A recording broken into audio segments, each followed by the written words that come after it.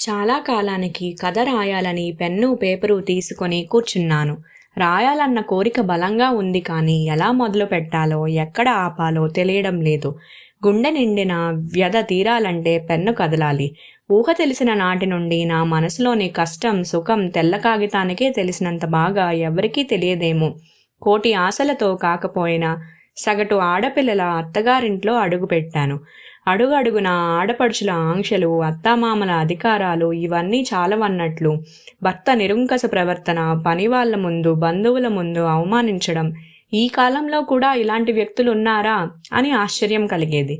నా దురదృష్టానికి నన్ను నేనే నిందించుకొని కాల ప్రవాహంలో జీవన పయనం సాగించాను.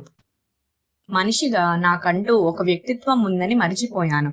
నేను మంచి పని చేసినా మా ఆయన దృష్టిలో చెడ్డగానే కనిపిస్తుంది. నాకంటూ తెలివి ఉండడం అన్న ఆలోచన ఆయన భరించలేరు. తెలివితేటలు లేని దద్దమ్మగా కనిపిస్తూ ఆయనతో నాకు ఏమీ తెలీదు, మీరు చెప్తేనే నాకు తెలుస్తుంది, మీ మాటే నాకు వేదం అంటూ ఉంటే మా ఆయన ముఖం వెలిగిపోయేది. నాకు మాత్రం ఆయన ముఖంలో అహంకారం చూస్తుంటే నేను చెప్పేది పచ్చి అబద్ధం అని పెద్దగా అరవాలనిపించేది.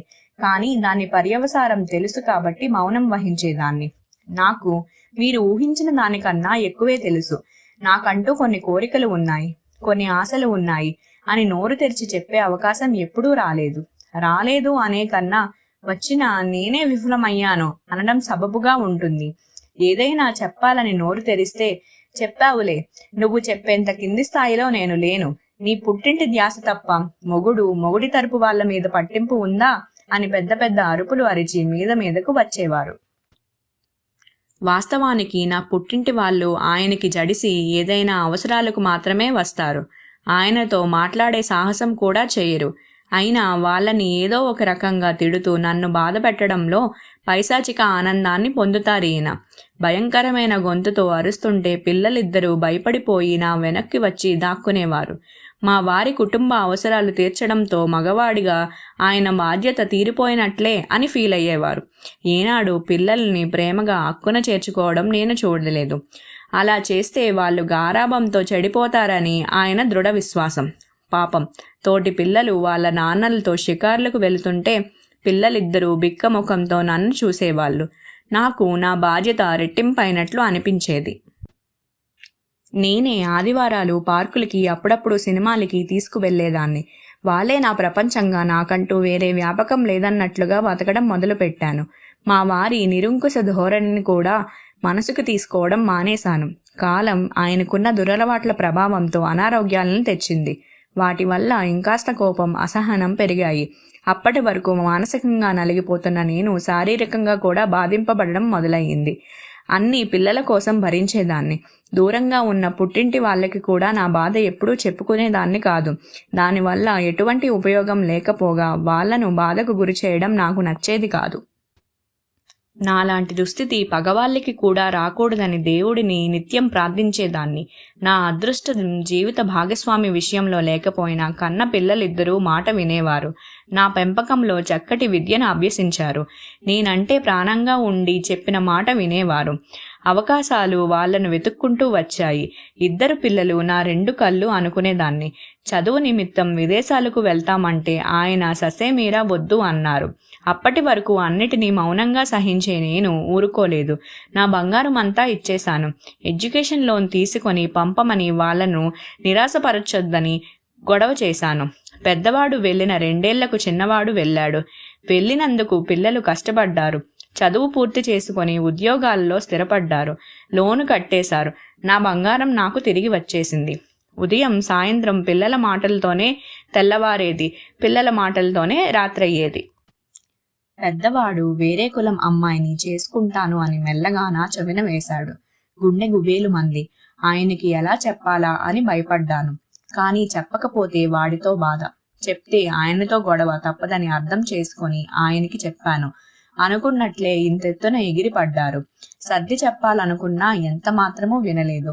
వద్దన్నా అమెరికా పంపించావు కదా, ఈ పెళ్లి కూడా నువ్వే కుదిర్చావా, అందుకే సర్ది చెప్తున్నావా అని చెంప పగలగొట్టారు. నాకేమీ తెలియదు అన్న మూర్ఖంగా వాదించారు. ఇవేమీ బాబుకి చెప్పకుండా వేరే కులస్తులను చేసుకోవడంలో సమస్యలు చెప్పడానికి ప్రయత్నించాను. వాడు చేసుకుంటే ఆ అమ్మాయినే చేసుకుంటాను, నువ్వు వద్దంటే ఇలాగే ఉండిపోతాను అని అన్నాడు. చేసేదేమీ లేక ఆయనతో మళ్ళీ పోరాటం సాగించాను. ఎన్నో రోజుల నా కన్నీటి ఫలితంగా వాడి పెళ్లి జరిగింది. సంతోషంగా తిరిగి మళ్ళీ అమెరికా వెళ్ళిపోయారు. వాళ్ళు వెళ్ళిపోయినా ఆ పెళ్లి నా కారణంగానే జరిగిందని గొడవ జరిగినప్పుడల్లా ఈయన నన్ను మానసికంగా హింసిస్తూనే ఉన్నారు. ఒక్కోసారి ఆయనకి అందరంత దూరంగా పారిపోవాలి అనిపిస్తుంది. కానీ అది పిరికి వాళ్ళు చేసే పని అని నన్ను నేనే ఓదార్చుకుంటాను. బాధ్యతల బరువు నుండి తప్పుకోవడం తప్పు అని సర్ది పెట్టుకుంటాను. కొంతకాలానికి రెండవ వాడికి ఆయన బంధువుల తరపున సంబంధం కుదిరింది. మా వారి హడావిడికి అంతే లేకుండా పోయింది. పెద్దవాడి పెళ్లిలో పోయిన వెత్తనమంతా ఇప్పుడు చూపించుకున్నారు. అజమాయిషీ చేశారు. ఆరోగ్యం సరిగా లేని మనిషి కావడం వల్ల నీరసపడ్డారు. పెళ్లిలో స్టేజ్ మీద పంతులు గారు అడిగిన కండువా వెతుకుతున్నా నా మీద మర్చిపోయావా, అసలు పెట్టావా లేదా, నీలాంటి చవటని పెళ్లి చేసుకోవడం నా ప్రబద్ధం అని అరుస్తూ కళ్ళు తిరిగి పడిపోయారు. అప్పటికే బ్యాగు అడుగు నుంచి తీసిన కండువా నా చేతిలో ఉంది. పడిపోయిన ఆయనను అందరూ చుట్టుముట్టారు. నాకు అంతమంది జనం మధ్యలో నన్ను తిట్టిన తిట్లే భరించలేనంత అవమానంగా అనిపించింది. కానీ ఆయన పడిపోవడంతో అవన్నీ పక్కన పెట్టి ఆయన్ని పట్టుకున్నాను. ఎవరో పంచదార నీళ్లు తెచ్చి నోట్లో పోయడం వల్ల కళ్ళు తెరిచాను. పెళ్లి ఆపకుండా తాళి కట్టించమని చెప్పి మేము ఆయన్ని హాస్పిటల్కి తీసుకువెళ్ళాము. డాక్టర్ 2 రోజులు ఉంచమన్నారు. అటు ఆయన బాధ్యత, ఇటు పెళ్లికి వచ్చిన బంధువుల బాధ్యత, పెళ్లి కూతురి తరపున మర్యాదలు చూసుకోవడం నాకు తలకు మించిన బరువయింది. శారీరకంగా మానసికంగా నలిగిపోయాను. పిల్లలిద్దరికీ వారి వారి అత్తగారి కుటుంబాలకు మర్యాద లోపం లేకుండా చూసుకోవడం మీద ఉన్న శ్రద్ధ అమ్మ అలసట మీదకు మళ్ళలేదు. కొత్త మురిపింపులో ఉన్నారు అని సర్ది పెట్టుకున్నాను. పిల్లలు కానీ పెళ్లికి వచ్చిన ఆడపడుచులు కానీ నా మీద అలా అరవడం తప్పు అని ఆయనతో చెప్పలేదు. నా మానసిక పరిస్థితి గురించి అక్కడ ఎవ్వరికీ పట్టింపు లేదని తెలిసింది. అంటే దాని అర్థం ఎప్పుడూ అరిచేలాగానే ఆయన అరిచారు, ఎప్పుడూ సర్దుకున్నట్లే అమ్మ సర్దుకుంది అని పిల్లలు పెద్దలు అనుకున్నారు. అది నన్ను చాలా కుంగదీసింది. ఎందుకో ఎప్పటిలా నార్మల్ అవ్వలేకపోయాను. పెళ్లి సెలవులు అయిపోయాయి. పిల్లలు వెళ్ళిపోయే రోజు వచ్చేసింది. మా ఇద్దరినీ కూర్చోబెట్టి ముందుగా పెద్దవాడు, డాడ్, అమ్మ, మీరిద్దరూ ఇలా గొడవ పడుతుంటే మేమిక్కడ స్థిమితంగా ఉండలేం, వర్క్ పైన కాన్సన్ట్రేషన్ చెయ్యలేం, వర్క్ ప్రెషర్ ఎక్కువ ఉంటుంది కాబట్టి మీరిద్దరూ గొడవ పడుతుంటే మేము తీరిగ్గా కూర్చొని సర్ది చెప్పడం కూడా కష్టమే, అర్థం చేసుకోండి అని అన్నాడు. నాకు కరెంట్ షాక్ తగిలినట్లు అయ్యింది. నోరు తెరిచి వాడిని చూస్తూనే ఉన్నాను. అంతలో చిన్నవాడు, నిజమే అమ్మా, మీరిద్దరూ మీకు నచ్చనిది ఉంటే మాట్లాడకుండా సైలెంట్ అవ్వండి, నచ్చితే మాట్లాడుకోండి, లేకపోతే మానేయండి, కొంతకాలం వేరువేరుగా ఉంటాము అంటే మేము ఏర్పాటు చేస్తాం అని అన్నాడు. నాకు నోటు వెంట మాట రాలేదు, కళ్ళల్లో నీళ్లు కూడా రాలేదు. నా పిల్లలేనా వీళ్ళు? వీళ్ళ కోసమేనా నేను ఇంతకాలం అష్టకష్టాలు పడింది? నేను గొడవ పడతానా? నువ్వే ఎదురు తిరగకుండా ఆయనకి అరుపులు అలవాటు చేశావు అనేవాళ్ళు కదా అని మర్చిపోయారా? లేక డాడ్కి అనారోగ్యం ఉంది కాబట్టి అమ్మతో కలిపి చెప్తే సరిపోతుంది అని అనుకున్నారా? అలా గొడవ పడడం నాకు వచ్చి ఉంటే వాళ్ళ జీవితం ఇలా ఉండేది కాదని వాళ్ళు మర్చిపోకూడదు కదా. ఘటన జరిగినప్పుడు నా తరపున ఎవరూ మాట్లాడలేదు అంటే ఆయన ఆరోగ్య సమస్య వల్ల అని సర్ది పెట్టుకున్నాను. తర్వాత ఆయనతో అమ్మని అలా అందరి ముందు అవమానించడం తప్పు అని చెప్పలేదు అంటే పెళ్లి సరదాల్లో ఉన్నారు అని మనసుకు సర్ది పెట్టుకున్నాను. పిల్లలు ఫోన్ చేసినప్పుడు అప్పుడప్పుడు నా బాధను చెప్పుకునేదాన్ని. అలాంటివి చెప్పి మమ్మల్ని విసిగించొద్దు అని నాకు పరోక్షంగా చెప్పినట్లుగా కూడా అనిపించింది. అంటే వీళ్ళ కోసం ఇన్నాళ్ళు నేను నా మనసును చంపుకొని బతికిన బతుక్కి అర్థం లేదు అని స్పష్టమైంది. ఇక నాకు వాళ్ళు మాట్లాడిన మిగిలిన అప్పగింతలు వినాలనిపించలేదు. కుటుంబ బాధ్యతలు అంటే కనీస అవసరాలకు సంబంధించి ఆయనకి నచ్చినవి తీసుకొచ్చి మీకు లోటు లేకుండా చేశాను అని ఆయన నిర్వచనం ఇచ్చారు. కనీస అవసరాలకు సంబంధించి కావాలంటే పంపుతాం, ఏటీఎం కార్డ్ ఇస్తాం, వాడుకో, మంచి హాస్పిటల్కి వెళ్ళండి, నిశ్శబ్దంగా నీ కష్టాలు నువ్వు పడు అని నా పిల్లల నిర్వచనం ఇచ్చారు. నాకంటూ విలువ ఎప్పుడూ లేదు, ఉండదు అని పూర్తిగా అర్థమయ్యింది. పిల్లలతో ఎయిర్పోర్ట్ వరకు వెళ్ళినప్పుడు ఎప్పటిలా నాకు ఏడుపు రాలేదు. బహుశా అప్పటికే నేను మానసికంగా బతికిలేనేమో. ఎందుకో నా ఫీలింగ్స్ పేపర్తో పంచుకోవాలి అని ఈ కథ మొదలుపెట్టాను. అయ్యో, ఎందుకో నా చేతిలో పెన్న జారిపోతుంది. ఏదో చీకటి కమ్ముతున్నట్లు అనిపిస్తుంది. రాయలేకపోతున్నా. ఇక నాకు ఈ బాధ నుండి విముక్తి వచ్చేస్తుందా?